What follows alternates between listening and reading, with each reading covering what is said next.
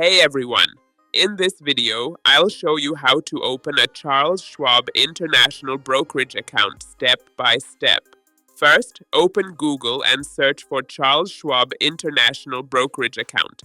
Click on the official website, then select Open Your Account. Before you start, make sure you have these documents ready: your passport or government ID, tax ID or social security number, a recent utility bill as proof of address, and your employer's details if applicable. You'll also need access to a printer and scanner to upload signed forms. Next, scroll down and select your country or region. Then choose the type of account you want to open. For example, an individual brokerage account. Click Get Started, and you'll be asked to enter your personal details like your name, address, date of birth, email, and phone number. Once you've filled everything out, click Continue, follow the prompts, and submit your application.